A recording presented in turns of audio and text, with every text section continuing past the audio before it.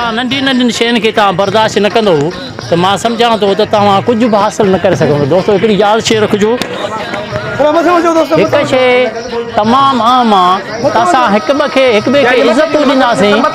दुनिया जो दस्तूर आहे, हिकिड़ी शइ यादि रखे छॾिजो सभई दोस्त ॿुधो, जेकर तव्हां पंहिंजे इज़तनि जो पाण तइन कयो त तव्हांखे ख़बर पइजी वेंदी त मुंहिंजी इज़त केतिरी आहे। जेकर तव्हां पंहिंजे इज़तनि जो तइन न करे सघंदो त तव्हांखे ख़बर ई न पवंदी त ॿियो माण्हू केतिरी इज़त मूंखे ॾेई सघे थो।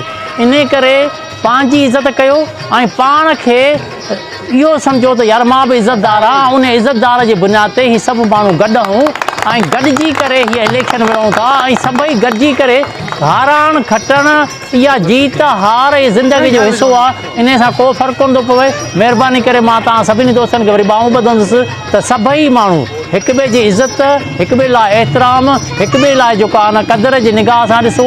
इलेक्शनूं अचणियूं वञणियूं शयूं न तव्हांजी मुहबतूं असांखे अॼु जेको तव्हां असांखे हक़ीक़त अॼु जेको वीडियो ठहियो न सर, एतबार कयो मुंहिंजे अखियुनि मां पाणी अची वियो सर।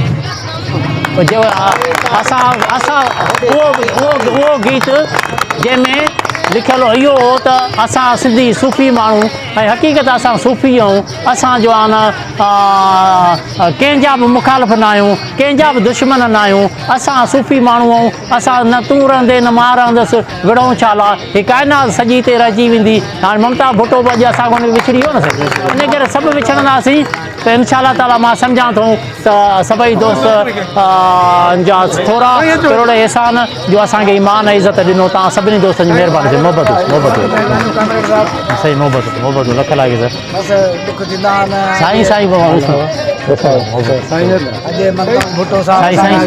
हाँ सही वॾो